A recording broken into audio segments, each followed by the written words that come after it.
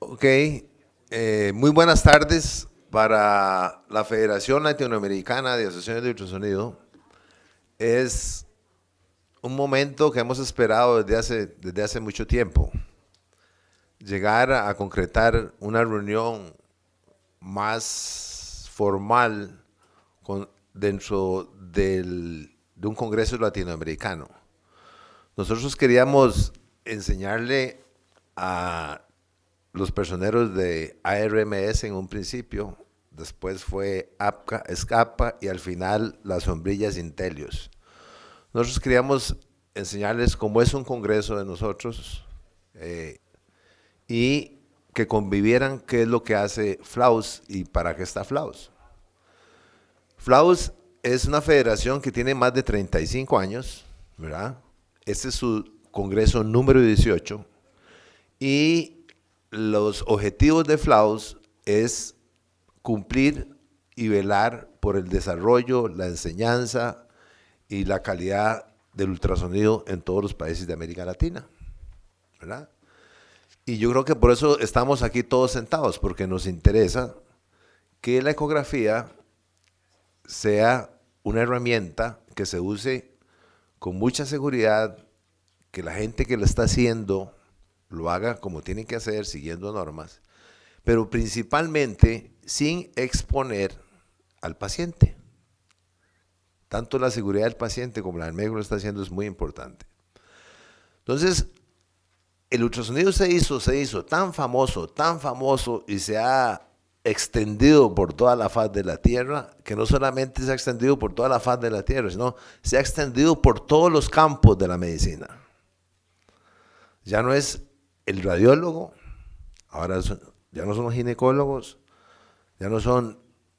ahora son ortopedistas, reumatólogos, anestesiólogos, médicos vasculares, cardiólogos, pediatras, urólogos, neonatólogos y médicos sonografistas, médicos generales. O sea, la herramienta es tan útil que se crea una gran necesidad. Cuando yo llegué a Costa Rica hace 20 años, el musculoesquelético me decían que era un mentiroso, que verdaderamente era un imagenólogo, que todo me lo estaba imaginando. Cuando decía que tenía un manguito rotador roto, que esto. Entonces, eso ha creado una anarquía. Se ha hecho una anarquía y principalmente en los países de América Latina o los países que siempre andamos como rascando y como así, se toma avance y se abusa de los métodos. Entonces, se abusa tanto que se prostituye el método. La gente no cree en el método porque el método está mal aplicado. Entonces, vieron las grandes disputas entre los colegios de radiólogos, no radiólogos, de ginecólogos, no ginecólogos, a quién le toca, a quién no le toca, qué vamos a hacer. Entonces, se nos escapó de las manos. El cuento de que la sonografía, solo los radiólogos, eso es del siglo pasado, eso no existe. Porque ahora muchos hacemos. Yo soy radiólogo.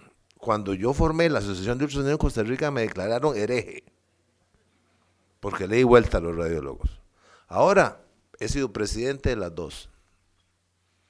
Y ahora se está conviviendo más.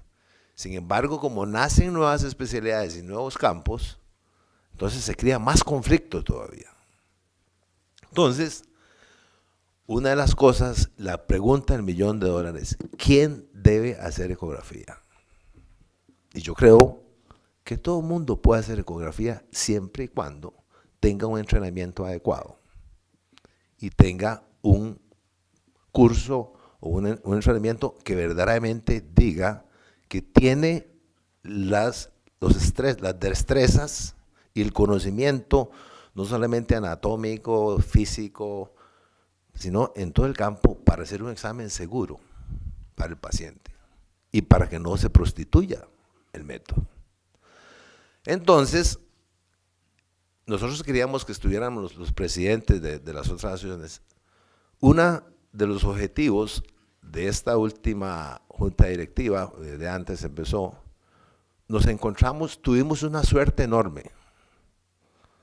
Se acercaron a nosotros en aquel momento se llama ARMS, que es el American Register el diagnóstico por ultrasonido. Se acercaron a nosotros porque ellos es una entidad, ahora ellos tienen su rato para expliquen quiénes son y cómo lo hacen. Es una entidad encargada de una forma sin fines de lucro de velar porque el ejercicio de la ecografía sea de la mejor calidad posible. Y se encargan de certificar a sonografistas, sean médicos, sean enfermeras, sean super especialistas, lo que sea. Ellos se encargaron, tienen una experiencia de 40 años. Entonces, a mí me pareció que esta era una gran oportunidad para los países de América Latina que no tenían certificación. Nosotros sabemos que en Argentina hay, Brasil tiene su certificación, además el Colegio Brasilero de Radiología es el encargado de la certificación. Y ayer conversando, es una de la certificación es una de las cosas que hace más fuerte el Colegio Brasilero de Radiología, porque es el que es el comandante, el que dice quién ejerce y quién no ejerce mediante un examen de certificación. Y eso le da un empoderamiento y le da una solidez al colegio, porque eso lo que hace es decir que el colegio está trabajando bien y está velando porque la ecografía en Brasil se ejerce de la mejor manera. ¿Ok? Entonces nosotros tuvimos la dicha de encontrarnos con ARMS, que ahora es APCA y ahora es Intelius, y empezamos a hacer una alianza para tratar de introducir la certificación en los países de América Latina que no lo tienen. Pero yo creo que eso es el reto más grande que tenemos cada uno de nosotros. Tratar de meter a los latinos en un campo es la cosa más difícil del mundo. Pero yo creo en ese proyecto. Yo creo que la única forma de mejorar la calidad de ejercer la ecografía es certificando a la gente en cada campo que la haga. No hay otra. Y yo por eso es que quiero que estén todos los presidentes aquí, porque necesitamos del apoyo de todos, de cada uno de los países miembros para hacer esto. ¿Por qué? Porque nuestros países o nuestra idiosincrasia o nuestra logística, nuestra estructura, es muy difícil llegar. No es que es imposible, lo ha hecho Brasil. Brasil es un país enorme, poderoso, Argentina. Pero para realizar un examen de estos se necesitan horas de trabajo. Y si se necesitan horas de trabajo no importa. El problema es que se necesita mucho dinero. Un examen de estos para una rama de la medicina puede costar más de $250,000 hacerlo, estructurarlo para que sea un examen hecho científicamente, para que verdaderamente valore lo que una persona debe saber para ejercer la ecografía. No los voy a cansar más, la idea era introducir esto. El doctor Zamora, nuestro secretario, les va a hacer una reseña desde que empezamos con eso hasta hace 2 años hasta hoy. Y muchas gracias por estar aquí, Armando. Muy buenas tardes. Vamos a pasar una breve reseña fotográfica de algunos de los varios eventos que hemos tenido con nuestros colegas de APCA, de ARMDS y de Inteleos. Entonces, realmente nuestra función dentro de la Junta Directiva fue muy intensa porque tuvimos muchísimos congresos, apoyamos a mucho país en la ejecución de sus congresos, pero además nos metimos con el deseo sincero, absoluto, de mejorar la práctica del ultrasonido y evitar la mala praxis. Nos asociamos con el registro americano en diagnóstico sonográfico en medicina. Esta es una entidad muy poderosa, muy famosa a nivel mundial, y es la que certifica en los Estados Unidos quién sí puede y quién no puede realmente hacer ultrasonido. Entonces nosotros tuvimos una visión, ellos tenían una visión y compaginamos perfectamente en nuestros deseos. Entonces ya en el 2015, el 8 de agosto, es un día memorable para nosotros porque tuvimos la primera sesión de intercambio para saber nosotros de qué se trataba exactamente, explicar nosotros cuáles eran nuestros deseos para América Latina. Y aquí pues tenemos la foto que más me gustó. Este es el doctor Sear, el doctor Sheep, el doctor Oscar Barahona, su servidor, el doctor Chavarría y Karen eh, eh, Carut, ¿verdad? Entonces, empezó todo como ARDMS, ¿va? Pero después hubo una separación táctica y se pasó a una entidad más fuerte todavía, que es APCA. Y todo bajo la sombría de Inteleos, que creo que Oscar nos va a explicar un poquito más de esto. Entonces, ahora es APCA la que está elaborando los exámenes de certificación. Y empezó nuestro sueño, nuestra lucha, después de muchas discusiones, de muchos tratamientos, de comunicarnos por vía Skype, por teléfono, por WhatsApp, por todos los medios posibles. Incluso viajamos a los Estados Unidos. Y al final de cuentas pues llegamos a un acuerdo. Aquí lo estamos firmando, está firmando el señor presidente, el doctor Chavarría, el doctor Sear, el doctor Thomas Sheep. Aquí testigos teníamos a Oscar Barahona, a Leandro Fernández, a Miguel Ángel Jiménez Taboada y al doctor Jorge Rabat. Ese es el momento histórico de nuestra Federación Latinoamericana en la relación con APCA, ARMDS e Inteleos. Aquí están quienes lo firmamos y los testigos, ¿va? El 27 al 30 de agosto más o menos hubo un congreso en Perú, ¿no? Perú ha crecido mucho en su actividad de congresil. Es impresionante lo que está haciendo. Entonces se reunió un buen grupo de profesores e hizo su congreso, y viajó el doctor Chavarría para inaugurar y para platicar con el doctor Fernando Huertas, muy diligente, muy apreciado y muy inteligente, ¿verdad? Entonces quedaron con él de que se iba a hacer ahí el primer plan piloto de ultrasonido y certificación. Pero se hizo uno previo, realmente, se hizo una experimentación previa en Costa Rica, ¿verdad? Con el doctor Chavarría en su congreso, en el congreso de Flaus que hubo allá. Entonces, este prácticamente sería como el segundo, ¿verdad? Pero nosotros le pusimos el primer congreso. Ellos aquí pues se acordaron que sí se hacía, y el 26 de septiembre estuvimos en Washington en la celebración del 40 aniversario de esta poderosa institución, ARMDS. Aquí estamos nosotros en una foto del recuerdo. Y empezamos con los congresos de acreditación. Pues sí cumplió Perú perfectamente, ¿va? Hizo un precioso congreso. Y empezamos, ahí se hizo el primer set de exámenes aplicados por APCA. Y después el segundo que dispuso que sí podían, que sí se sintieron capaces de realizarlo, fueron los de República Dominicana. La Sociedad Dominicana de Ultrasonografía hizo su segundo congreso, que fue el segundo plan piloto.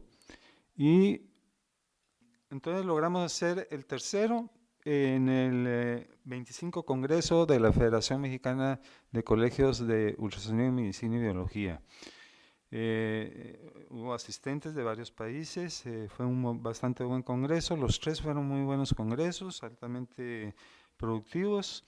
Aquí tenemos algunas fotos de recuerdo del primer plan piloto que se llevó el 20 al 21 de mayo en Perú.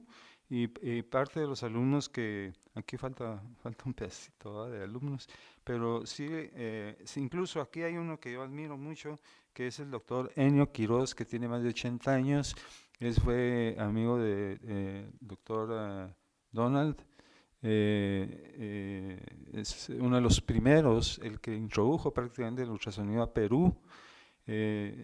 Por aquí está su hijo, Iván Quiroz.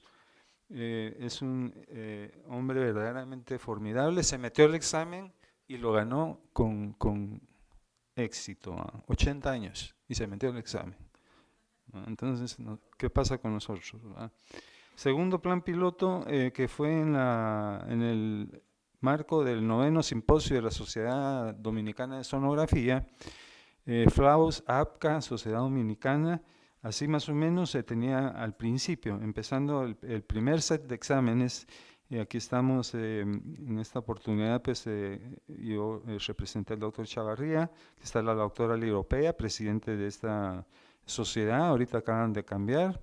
El doctor Chavarría los juramentó, el doctor Oscar Barahona, y aquí estamos en ese evento, el doctor Huerta, Fernando Huerta, y el tercer plan piloto que se llevó a cabo en México. Aquí tenemos al nuevo presidente de la Federación Mexicana, al doctor Chavarría y su servidor. Y aquí él presta juramentación a la nueva junta directiva, donde está el doctor Artemio, entonces conocido por todos nosotros. Y este señor que está acá es uno de nuestros brillantes profesores de la FLAUS, muy querido por todos nosotros, el doctor José Pará. Estuvo presente y pues en esencia eso es lo que hemos hecho hasta ahora y hemos seguido, por supuesto, en continua relación hasta llegar a este momento. Muchas gracias.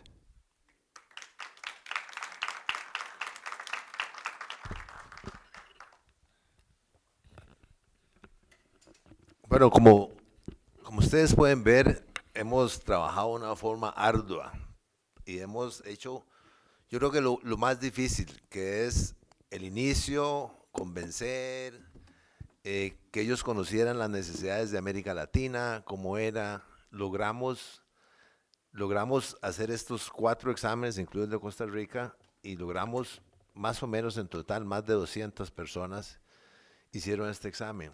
Más tarde, en el resto de la tarde, Leandro va a presentar qué es lo que se obtuvo.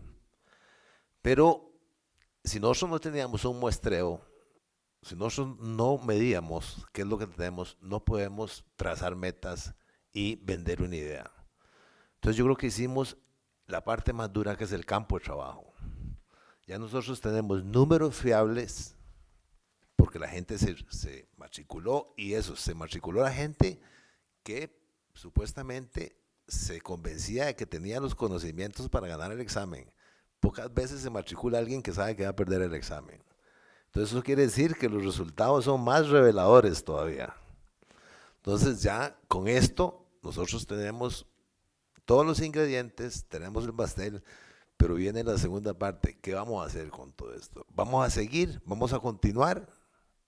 Entonces la idea es, lógicamente, seguir. El proyecto nació para no morir, para extenderse y para lograr que algún día el ultrasonido se haga de la mejor manera, como lo hemos hecho durante muchos años. Sin embargo, por la historia que les conté, se ha pervertido, se ha prostituido, pero para eso estamos todos aquí, para ver si con la ayuda de APCA y FLAUS logramos mejorar el nivel y regular la ecografía.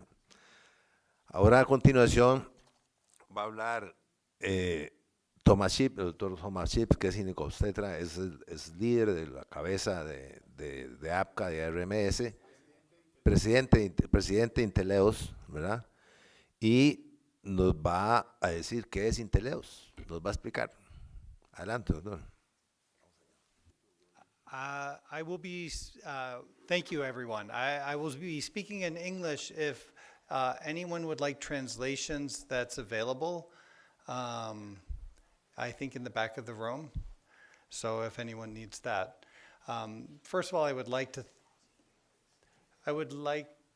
to thank the FLAUS leadership for making this possible. I think we've done some great work, as we heard, over the past couple years, and I think that can continue, and that's something that we're very excited about. So we heard a little bit about Intelios and who we are. I'm going to continue that, and I think that will be very helpful for us when we have our discussion, which I think will be very important.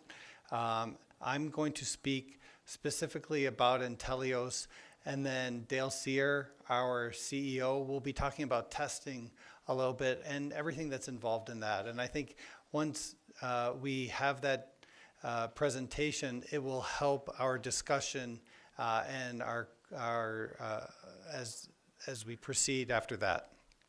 So I would like to just acknowledge Dr. Mike Lilly and Oscar Barahona, who are here, and they're on our board with me, and Dale Sear, Karen Carruth, and Melba Joyner, who have also made this possible. So let me just talk about Intelios and our structure. We're a nonprofit certification organization, and we really strive to have rigorous assessments in different areas of ultrasound and in medical imaging. And our goal is to develop a global community of professionals dedicated to the highest standards and to work with educational organizations to help achieve that. We, as I mentioned, our goal is to work with educational organizations to set those standards of proficiency in medical imaging, in ultrasound, nuclear cardiology, and cardiac CT. Our organization is based in 2 councils, the ARDMS, which, as we saw from Dr. Zamora, was formed 40 years ago, and that's dedicated to sonographer certification, and APCA, the Alliance for Physician Certification and Advancement, which is dedicated to physician certification in medical imaging. We have international accreditation from ISO, the International Organization for Standardization in Personnel Credentialing. Again, we have over 110,000 actively certified healthcare professionals. This chart just shows our organization. Intelios is the board overseeing the councils, ARDMS, shown below the line, dedicated to sonographers, and APCA, which is a solely physician-run council. And we see that in the future, we're not sure how, but we're confident that other councils will be developed based on practice type or geography, and we see that as helping us fulfill our mission of protecting the public.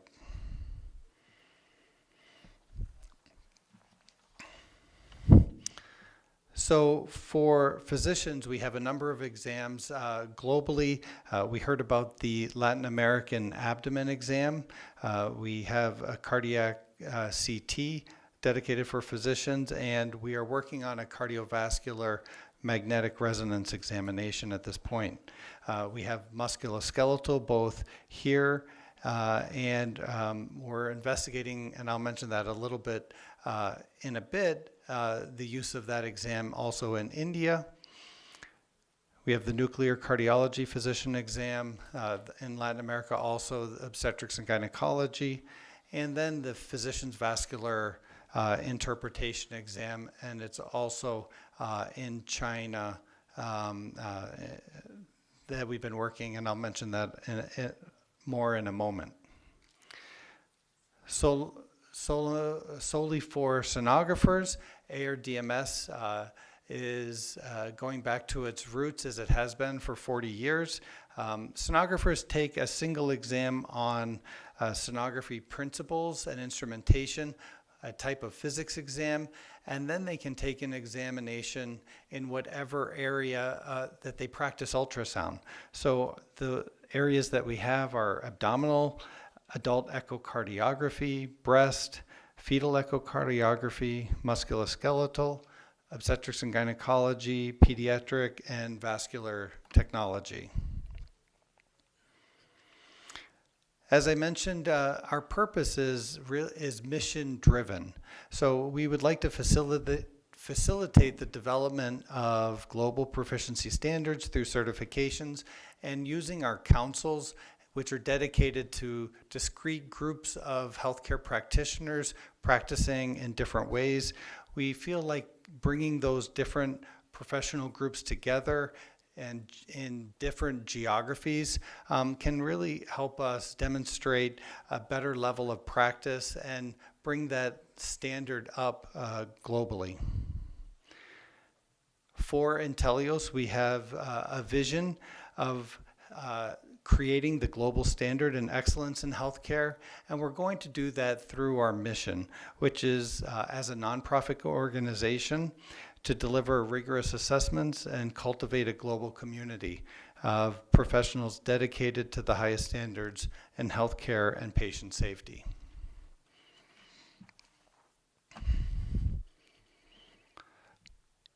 The best way of us doing that is to leverage our nonprofit history and our mission to invest in global communities and deliver appropriate proficiency assessments that are appropriate for the area that we're working. There's not a one-size-fits-all for all groups, and I think it's important that we're individualizing exams based on what local practice is.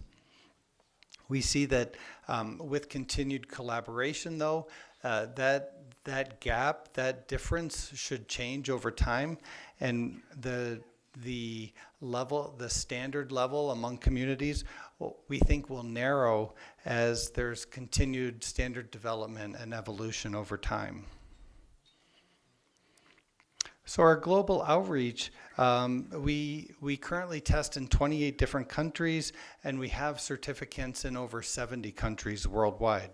We deliver 30,000 exams per year, and we're working with many different areas, many different both geographic areas and different types of practitioners as we meet these needs.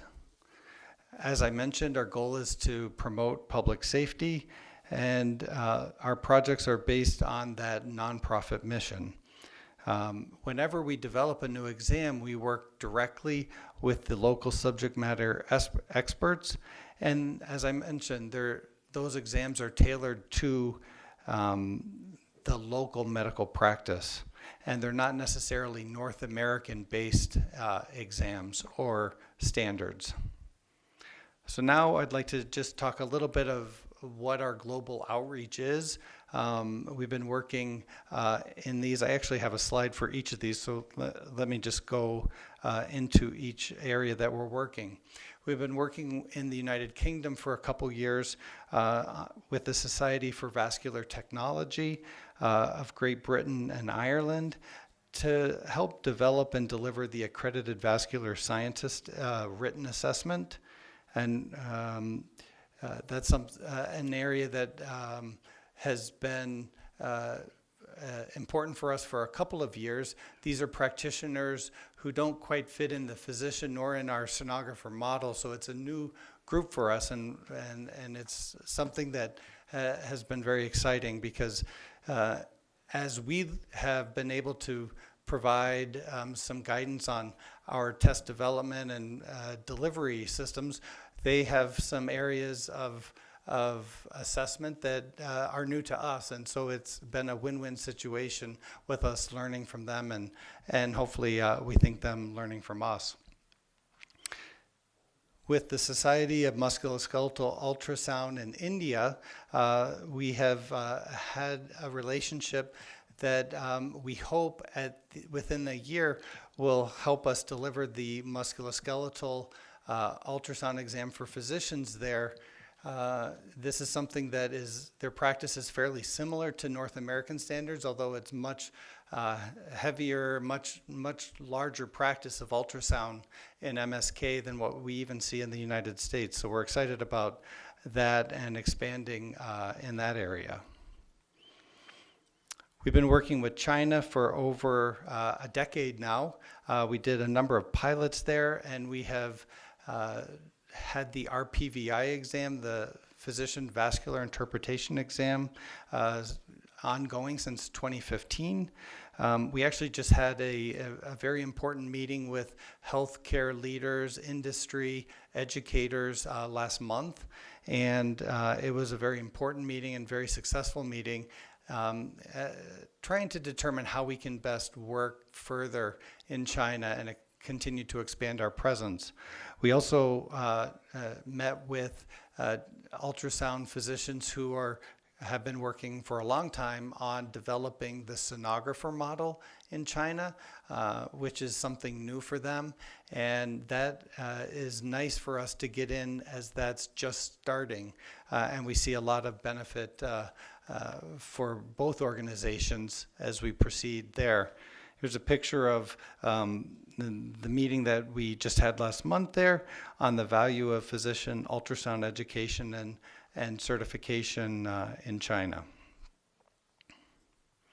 As mentioned, we've been working in Latin America for a number of years with our ongoing assessments in abdomen and OBGYN. Here, I think we already saw a couple pictures of our memorandum of understanding that we signed 2 years ago now. A lot of people are here in the audience, and I think they've been pointed out, but that's something that we'd like to continue to see how we might work together as time goes on. So that work in Latin America is through APCA, the Alliance for Physician Certification and Advancement, and that's solely, I just want to stress that it's solely dedicated for physicians. Each of our 2 councils oversees the examinations that are specific to their type of practice, and we think that over time this can help build a global community. We heard about the pilot administrations, and we have a few pictures there. The first being in Costa Rica in 2015.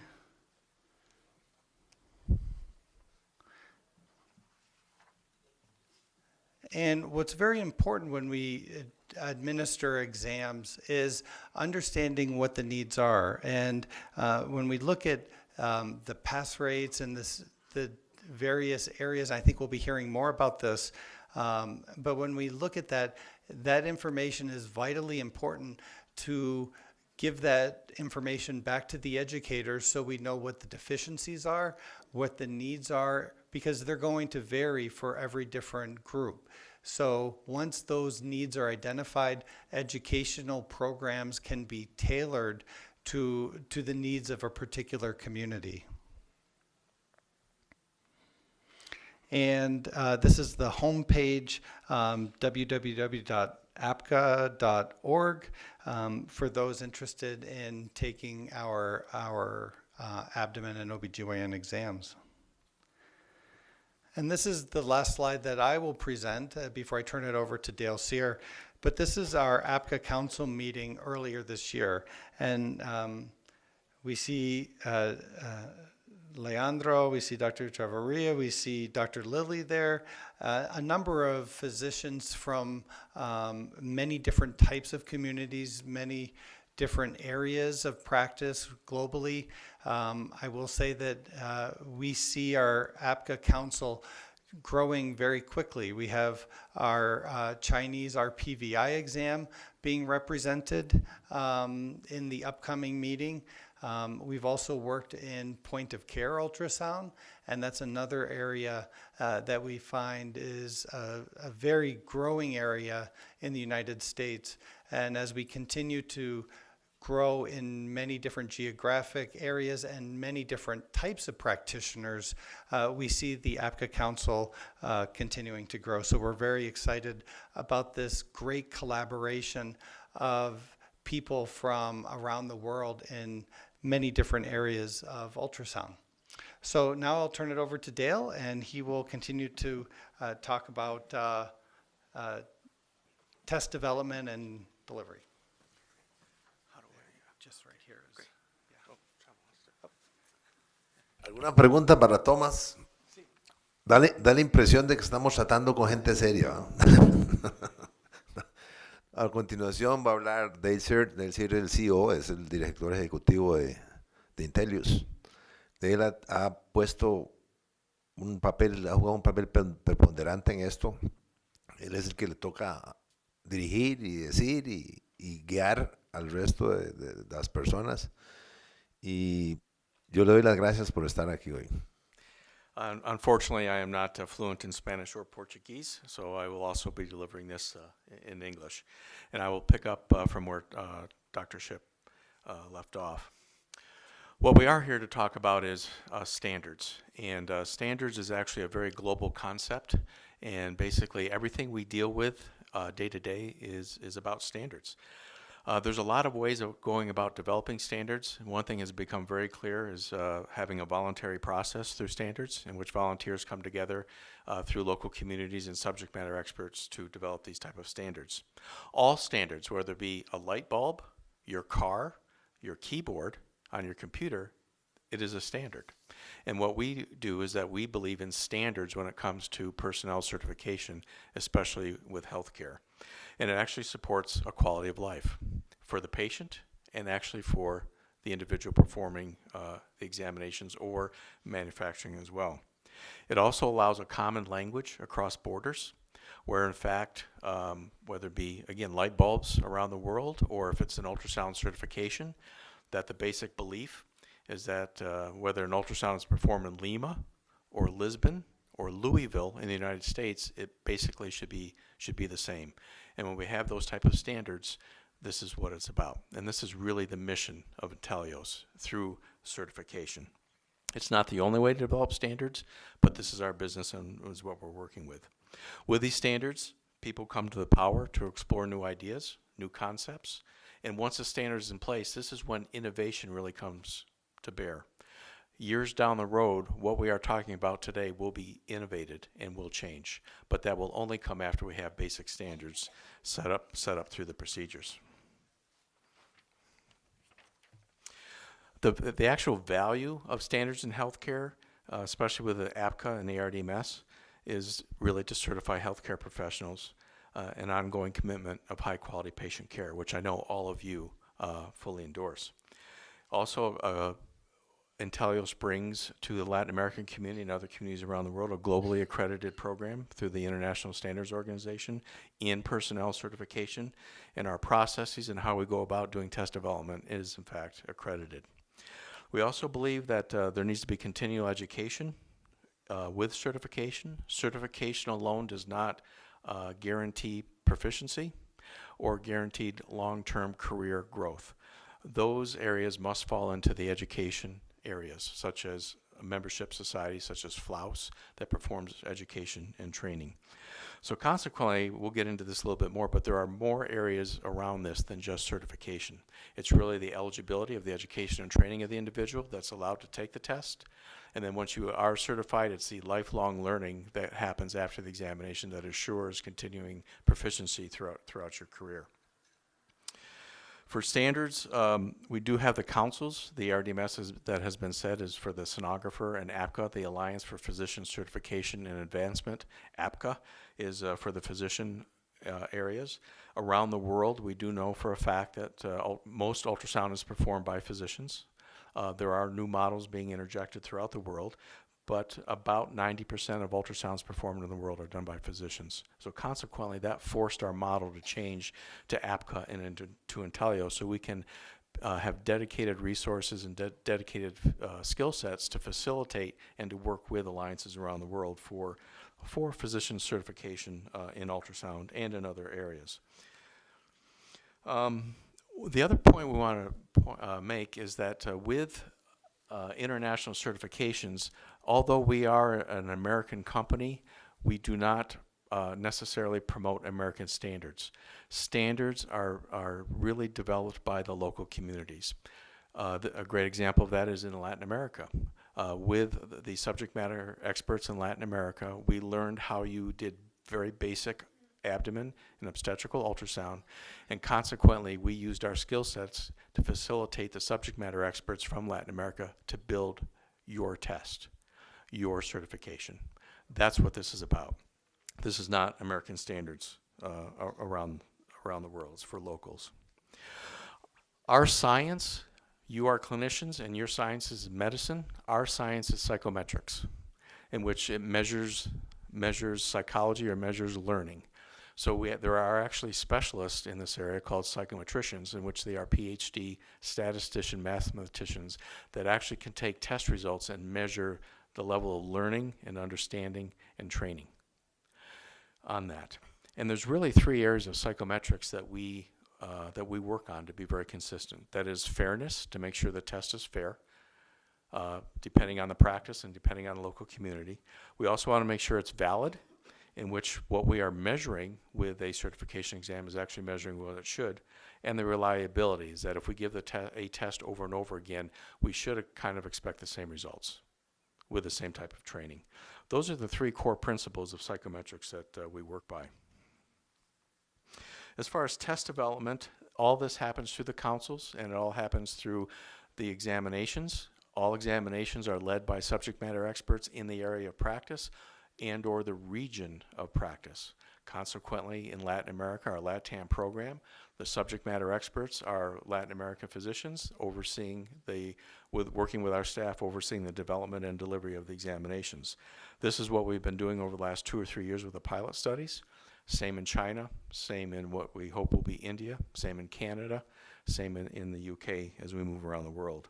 And this test development with these volunteer subject matter experts for the standards, it's really based in practice analysis. So one of the values that we add to a community is that because of our experience and resources, we're able to work with the local communities to determine how one practices. What tasks are involved to do the practice. So we know at a basic level how a physician practices obstetric ultrasound in Latin America or abdominal ultrasound in Latin America. From that data, our psychometricians can scientifically put together a test blueprint or a content outline in which that is what's being tested. And that is reviewed every few years to be sure that things are up to date and current.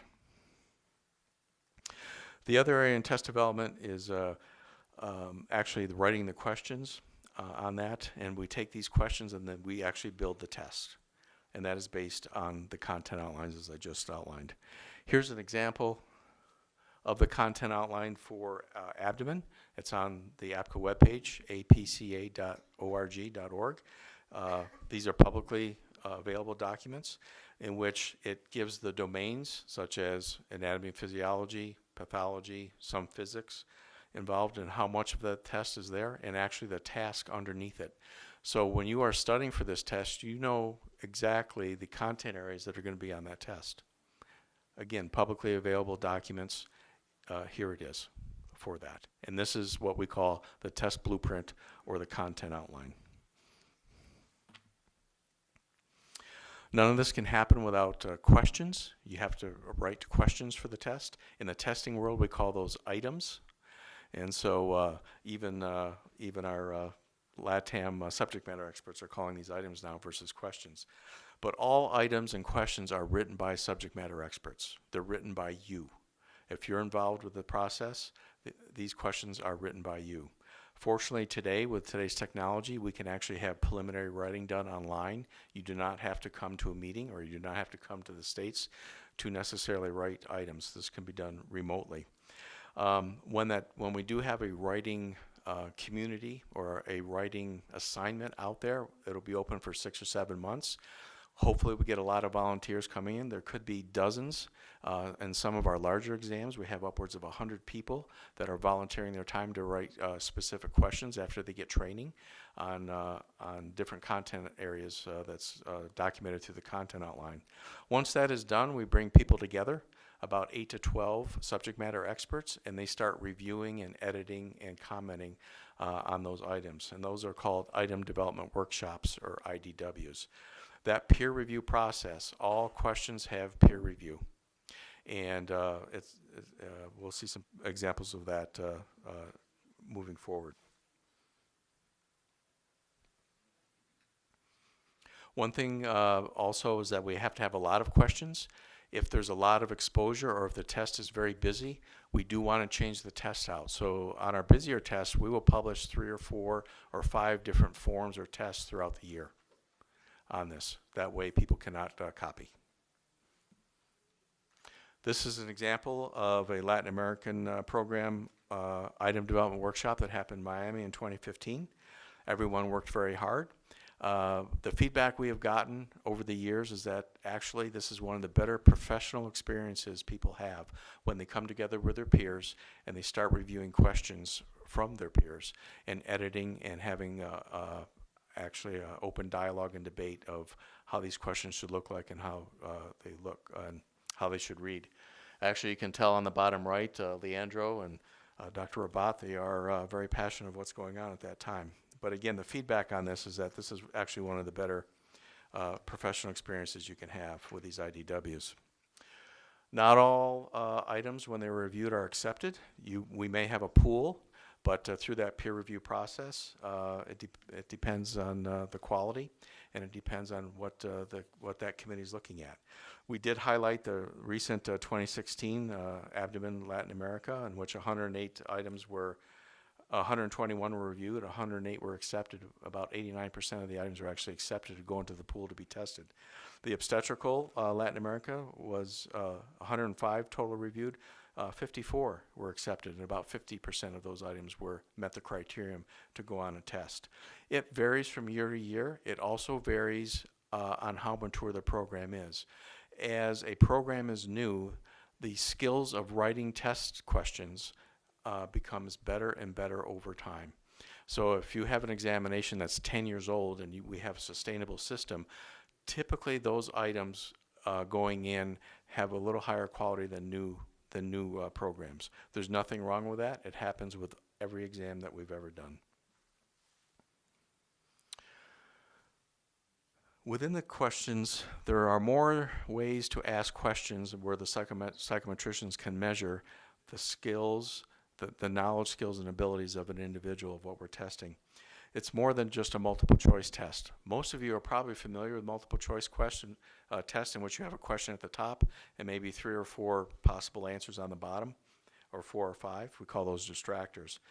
There are other ways that we have researched and we have implemented over the years where actual performance is measured versus maybe some more remote knowledge.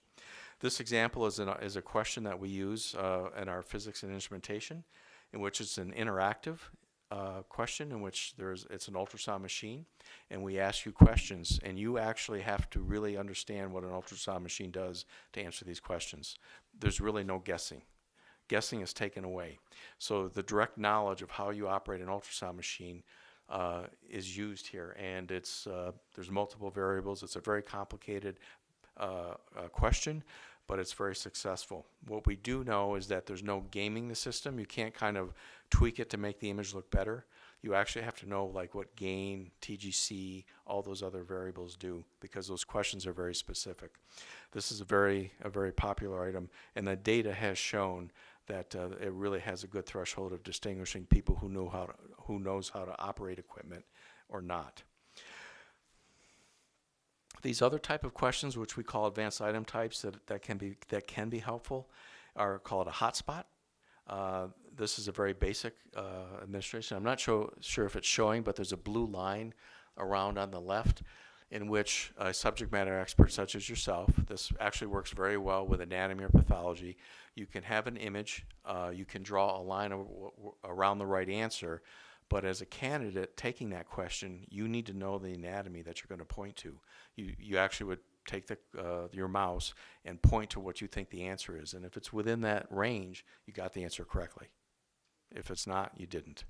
So again, that takes away the guessing of the multiple distractors. It's an image. It may ask you where the portal vein is, such as this, and you click on it where you think it is, and if it's within the pre-designated area, you are correct. That blue does not show up. What shows up is on the right, and that's acts as where maybe you would have pointed. It's a very helpful tool to distinguish anatomy and some physiology. One item that is dedicated that we took a couple years to build is actually to have a PAC sim or simulate a PAC system physician item or question, in which this simulates a PAC sim a workstation, if you're using those, in which you will have a case scenario, and you'll have multiple images on the left-hand side, and you walk through the images just like you probably would go through a diagnosis on a sonogram or a study, and you answer specific questions about that. And so that way you also have to know the exact image that you're looking for, what that image reads, and how that would correlate to the clinical exams. This has become very popular in our vascular interpretation exams for our physicians and also our musculoskeletal. Really brings in the clinical history a lot more than just routine. Now, we can do these, but this also takes a little bit larger pools or larger exams to implement. At times it takes a little bit more maturity than versus a startup to have these advanced item types. But these are things that we absolutely do want to work with the Latin America program with to move forward. Okay, after you write items, they get peer reviewed. They get to be put on a test. Once the test is out there, then we come up with what's the pass score. How do you come up with a pass score? Again, the passing standard goes back to the community. Subject matter experts such as yourselves would be invited in. You would work with the psychometricians looking at the data, and passing standards occur. There's many models of passing standards.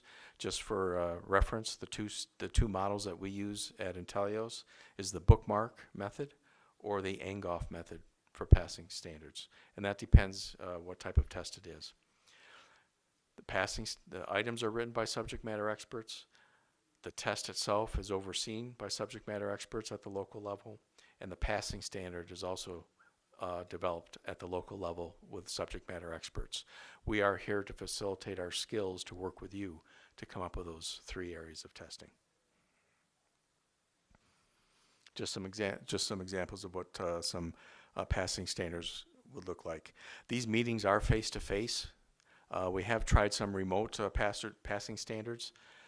They do work, but actually face-to-face. Again, it's the professional debate that goes back and forth of what you think would be a passing standard.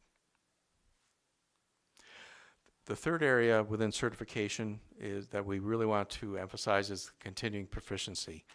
We are here to tell you that a certification measures a point in time. Throughout your career, to have continuing proficiency, you need types of continuing education and training. What we do as a certification organization is how do we take that and measure that to assure that you are current in your knowledge. There's a lot of older types or models of recertification, which basically you would take your boards over again. We do not believe in that methodology. There are some very new, exciting models out there in which the continuing education that should be performed by the membership societies, such as FLAUS, come together with assessments so you can actually measure in a learning environment that you in fact are proficient. And we will be working on those models over the next few years, and we hope Latin America will be one of the leaders in that area. A visual for this is that we call this the quality triad, in which we have education and training, which typically should be done by a membership society that does education, such as FLAUS, such as this meeting. You come and you can have directed, targeted educational opportunities, and also the training that comes through medical schools or institutes that move on. And then there's the certification areas, which again, we bring our skill sets to work with the local communities to set standards, hopefully global standards on the certification. And then there's the continued learning and proficiency after the certification. And this is where real partnerships can occur between the membership societies and the certification groups such as FLAUS. This is the quality triad. This is the system that we believe has to be sustainable to actually embed for the long-term standards of practice. And this quality triad and the type of education, the type of training, the type of certification, and the type of continuing education evolves with time. It becomes more mature. I can assure you that the Latin America program 10 years from today, if I come back 10 years from today, it will look entirely different than it does today 10 years from now, if we're doing our job correctly, which is leading edge, using leading edge technologies for education, training, certification, and renewal of your knowledge. And that's the fun of it. We are moving beyond multiple choice questions. Practicum measurements are really taking hold in the world of testing in all areas, whether it be in medicine, computers, manufacturing. It's really moving to the practical measurements. It's a very complicated science. The new psychometricians coming out today are learning this type of measurements, and we are keeping up with that in that area. As far as developing global communities, as Tom pointed out earlier, this is really what we are about. Our mission is to build a global community around certification. No one has done this before. This is what makes Intellios very exciting. We are leveraging our 40 years of skill sets of building tests through psychometrics to work with local communities to help local subject matter experts build sustainable, quality programs. Our contribution would be through our skill sets and certification. We also feel certification can help infrastructure around education and also moving forward for currency to work with these membership societies. We do have goals that we are looking towards within our organization and in the board of directors. We have 5 goals that we generally are working towards, working with the Latin America project. The first is to have FLAUS and the Latin America ultrasound community and APCA continue a sustainable alliance to integrate education, training, and proficiency standards for ultrasound users. Specifically, we would really want to work towards having 1,000 Latin American certificates by 2019. That will be, numbers are very important. Obviously, the more numbers, the more accurate the tests are, and the more abilities for us to move on. And also it moves on our mature quality triad. Our second goal is to continue to build and expand FLAUS and APCA alliances with Latin America ultrasound experts. We want more FLAUS and Latin America subject matter experts involved with the certification process. And that leads to them being involved with the education, training, certification, and again, the currency. We want to further integrate the Latin America ultrasound into a global certification community. We feel it's essential, and actually it already is. The Latin American community is great contributors into the APCA Council, as Tom showed. The type of dialogue between not only different cultures, geography, and specialties around that table is really something to behold, and it really brings some great ideas around the types of certification. Very, very important. And when we talk about building a global community, that one picture you saw with everyone around the table talking about certification and types of certification is exactly what our mission is. Our third step is to expand into more areas of ultrasound practice.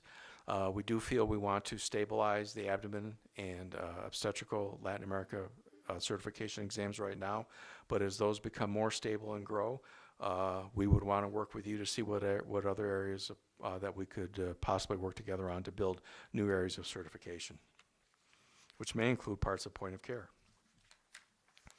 Our fourth goal is to get our existing examinations, the abdomen and the OBGYN Latin American examinations, actually accredited by ISO by 2020. That also plays a role into getting the numbers up of maybe having upwards of 1,000 certificates by the end of the year. But once that happens, under the Intellios umbrella, these certification examinations could be accredited by ISO, and that's certainly a goal we have internally for the Latin American project. And then our fifth and final goal is to really build it for sustainability. We need a consistent pipeline of Latin America certification applicants working through the subject matter experts through universities and through training, in which this would become an acceptable pathway for people who are practicing ultrasound, which requires solid education and training infrastructure. We do feel certification programs can lead that, help that infrastructure for education and training. And we also want to have engagement for the continuing proficiency requirements. This is a very complicated area, and as I said, there are many new models really coming to fruition today that we think Latin America can really help us lead the world in very leading edge areas. And one thing that's very important is that as this program grows and becomes sustainable, there is absolutely no doubt that we're going to have to, Intellios is going to have a local office somewhere in Latin America to administer and to manage this very exciting program across FLAUS and the rest of the countries in Latin America and Central America. So, thank you.